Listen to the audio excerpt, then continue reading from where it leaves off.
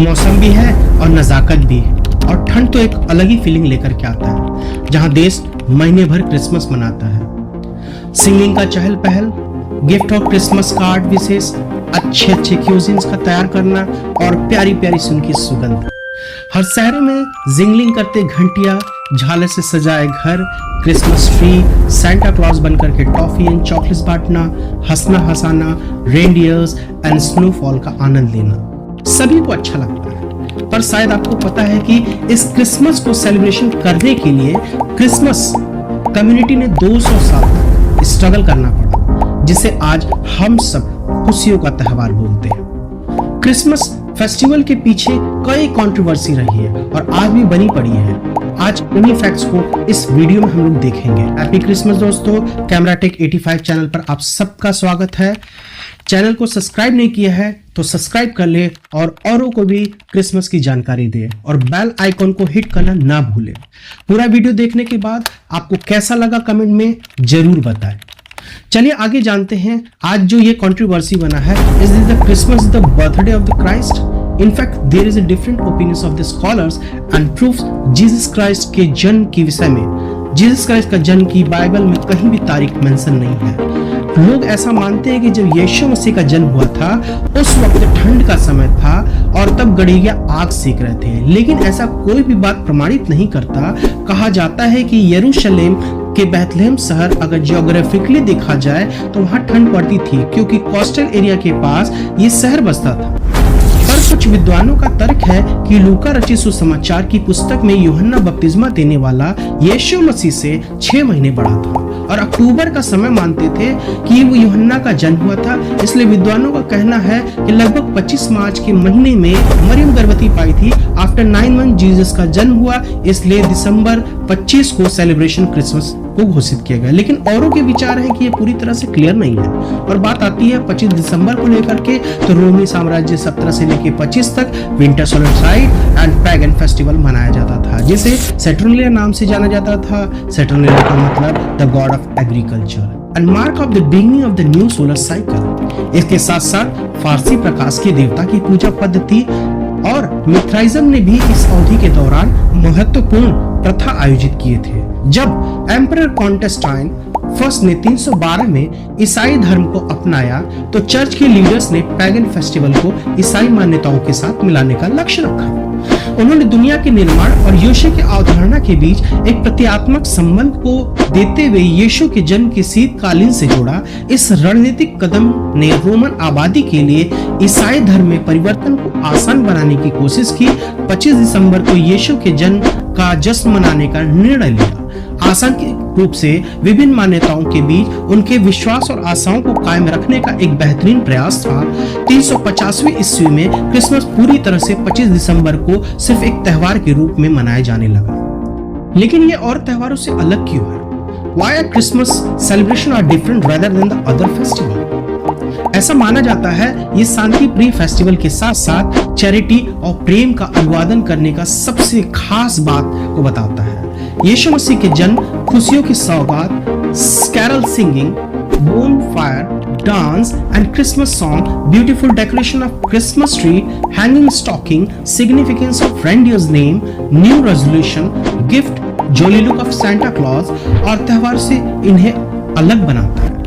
इन सब के साथ साथ दुनिया का पहला ऐसा त्योहार बना जहां मसीह समाज अवहेलना का शिकार हुआ। कुछ ईसाई संप्रदाय के कानूनी हिस्सों के कारण प्रोटेस्टेंट संप्रदाय सत्ता में आने के बाद कैथोलिक और एंग्लिकन चर्चों का अपमानजनक रूप से दर्शाया गया और क्रिसमस को फेडरल हॉलिडे के रूप में मनाए जाने को रद्द किया गया। कहा गया यह त्योहार ईश्वर के अपमान और सामाजिक प्रदूषण का संकेत है, जिसका वास्तविक तौर से क्राइस्ट के इस त्योहार से कोई संबंध नहीं रखता है। अब प्यूरिटन लोगों ने विरोध किया और किसी को ऐसा करते हुए पकड़े जाने पर दंड के रूप में 5 शिलिंग्स की जुर्माने के तौर पे घोषित किए। उस वक्त कई अन्य अनपढ़ मसीह सामाजिकता के त्योहार मनाने की गलत धारणा को देखा गया। प्यूरिटन जिसके खिलाफ थी और एडमंड एंड्रूज ने इस बात को 1652 से लेके 1681 के बीच क्रिसमस फेस्टिवल मनाए जाने पर पाबंदी लगाया गया। उस वक्त क्रांतिकारी युद्ध के कारण 25 दिसंबर की इतनी महत्वता नहीं थी। हालांकि कांग्रेस ने अपना पहला सत्र भी 25 दिसंबर 1789 में आयोजित किया था। 19वीं शताब्दी के मध्य में क्रिसमस रिफॉर्मेशन लाया गया और बहुत सारी चीजों का क्रिसमस फेस्टिवल के साथ जोड़ा गया, जो एक न्यू क्रिसमस के रूप में पाबंदी से उभरकर सेलिब्रेशन की श्रृंखला में आया। बात आती है, ऐसी कौन सी बात थी जिसकी वजह से क्रिसमस पर बैन लगाया गया था और क्या अच्छाइयों के बाद ऐसा क्या जोड़ा गया क्रिसमस दुनिया में फिर से मना सके।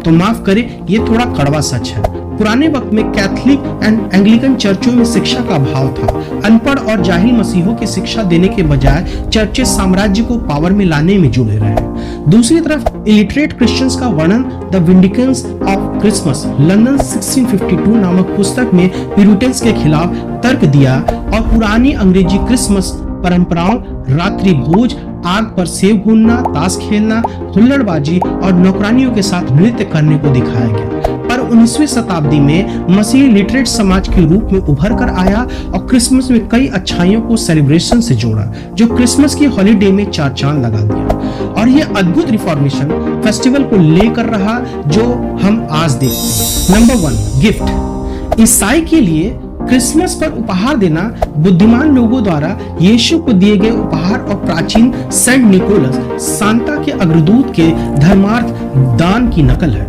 हालांकि शीतकालीन उपहार देने की जड़ें सेटर्निया में भी है, एक पैगन हॉलिडे पर जहां वे अपने देवताओं को गिफ्ट के रूप में प्रसाद चढ़ाते थे। Number 2, Christmas tree. The iconic Christmas tree की बहुत सारी जड़ें हैं। प्राचीन मिस्र वासी अपने घरों को हरे ताड़ के पेड़ों से सजाकर शीतकालीन संक्रांति मनाते थे, जबकि रोमन सदाबहार शाखाओं के साथ सेटर्निया मनाते थे। ये हरे पौधे इस बात का संकेत देते थे कि बसंत नए जीवन के साथ लौटेगा। 16वीं शताब्दी में जर्मनी से शुरू हुआ। क्रिसमस पेड़ों की जड़ें जर्मनी देश का एक हिस्सा है, लेकिन महारानी विक्टोरिया और उनके पति जर्मन प्रिंस कॉन्सर्ट एल्बर्ट की वजह से उन्हें वास्तव में लोकप्रियता मिली। 1848 में इलस्ट्रेटेड लंदन न्यूज में अपने बच्चों के साथ पेड़ के सम्मुख फोटो खिंचवाने जाने के बाद क्रिसमस पेड़ जो था वो एक फैशनेबल के रूप में आया और उसकी खास सजावट दुनिया भर में फेमस हो गया। Number 3, Santa Claus. मूल रूप से सेंटा क्लॉज वास्तव में 4वीं शताब्दी में एक ईसाई बिशप सेंट निकोलस थे। उन्होंने कभी वह लाल रंग का सूट नहीं पहना जो आज इतना प्रसिद्ध है। शायद जानकर हैरानी होगी, उनका सूट नीले रंग का होता था और सेंट निकोलस अपनी सारी विरासत गरीबों और जरूरतमंदों को दे दी। डच में उनका नाम सिमिटर क्लॉस कह के बुलाया जाता था, जो बाद में सेंटा क्लॉज के रूप में बदल गया। सेंटा क्लॉज जो लाल रंग की पोशाक में मुस्कुराते हुए आदमी को आप देखते हैं, वो शायद ऐसा नहीं है। 19वीं शताब्दी की शुरुआत में सांता के पुराने चित्रण उन्हें अधिक कठोरता से दर्शाया गया है और उनकी उपस्थिति के लिए कोई भी स्टैंडर्डाइज लुक नहीं था। खुश और मोटे सांता क्लॉज की क्लासिक छवि जिसे हम आज जानते हैं वो कोका कोला के विज्ञापन से आई है, जिसे 1931 के चित्रकार एडम सैंड्रोम ने तैयार किया था। Number 4, packing stocking. ऐतिहासिक सेंट निकोलस ने अपने पास के एक गरीब व्यक्ति की दुर्दशा के बारे में सुना, जिसके पास अपनी 3 बेटियां थी। उसके पास शादी करने के लिए पर्याप्त दहेज के पैसे नहीं थे। दयालु सेंट निकोलस ने चिमनी में से कुछ पैसे फेंके जो आग के पास सूख रहे महिलाओं के मोजों में गिरे। उसके बाद यह परंपरा कायम रही और लोगों ने इस भलाई के काम को क्रिसमस में एक हिस्सा दिए। Number 5, reindeer. रेनडियर्स को 1939 में मॉन्टगोमरी वार्ड डिपार्टमेंट स्टोर के लिए एक कॉपी राइटर द्वारा बनाया गया था। उन्होंने रोडोल्फ को बच्चों की कहानी में लिखा था, जिसे स्टोर को बढ़ावा देने के लिए दिया गया था। यह एक बड़ी हिट थी। उस वक्त पहले साल में 2.4 मिलियन से अधिक कॉपीज की गई। 1949 में जीन ऑर्टी के famous song Rudolph the red and nose reindeers record किया गया। 1964 में the island of the misfit boys नाम की मूवी आई, जो बहुत ही ब्लॉकबस्टर रहे। रोडोल्फ का नाम लगभग रोलो रिजनॉल्ड था। उसकी टीम भी थी। उस टीम में पहले flossy, glossy, razor, pager, Skechers and factless, ready, steady and firewall कहा जाता था, जो यूनिटी एक पीस को दर्शाता है। नंबर 6, क्रिसमस रेथ आ रिलीजियस सिंबल। घर में सदाबहार लाने का रिवाज 16वीं शताब्दी में उत्तरी और पूर्वी यूरोपीय लोगों के मुख्य रूप में जर्मन के बीच क्रिसमस के पेड़ों को साफ करने और इसे और अधिक समान बनाने के साधन के रूप में शुरू किया। कटी हुई हरी सब्जियों को फेंकने के बजाय लोग अतिरिक्त पुष्प मालाओं को भान देते थे। हालांकि धार्मिक महत्व यह है कि पुष्पांजलि का गोलाकार आकार यह सदाबहार सामग्री शाश्वत जीवन और प्रतिनिधित्व करती है। चक्र जिसका कोई आरंभ या अंत नहीं है, ईश्वर की अनंतता, आत्मा की अमरता और मसीह में हमें मिलने वाले अनंत जीवन का प्रतीक है। Jingle bell songs. Jingle bell was the originally is the Thanksgiving song. James Lord Pierpont ने 19वीं सदी के मध्य में अपने चर्च के थैंक्सगिविंग कॉन्सर्ट के लिए नामक गीत लिखा था। फिर 1857 में इस गीत को उसी शीर्षक के तहत पुनः जारी किया गया जिस समय हम सब जानते हैं और उसके बाद से वो पसंद किया गया। आज भी सबसे लोकप्रिय क्रिसमस गीतों में से एक है। 1965 में क्रिसमस से 9 दिन पहले चैमली 6 पर सवार अंतरिक्ष यात्री वेलेसिरा स्टैनफोर्ड ने मिशन कंट्रोल को बताया कि उन्होंने एक अज्ञात उड़ने वाली वस्तु को पृथ्वी की वायुमंडल में प्रवेश करते हुए देखा जो उत्तर की दक्षिण ध्रुवीय कक्षा में यात्रा कर रही थी। जैसे ही हालत तनावपूर्ण हो गया, उन्होंने जिंगल बेल्स के साथ प्रसारण को बाधित कर दिया क्योंकि वैली में एक छोटा सा हारमोनिका बजाया जिसके साथ साथ टॉम मुट्ठी व स्लेज घंटियां हिला रहा था। Number 8, silent night songs the world record में रहा।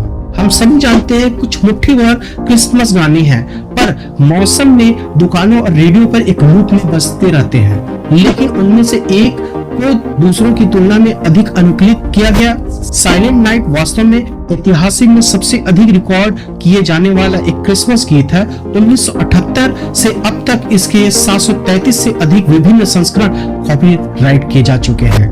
वीडियो को जानकारी के लिए लोगों को शेयर कीजिए। मिलते हैं अगली वीडियो में।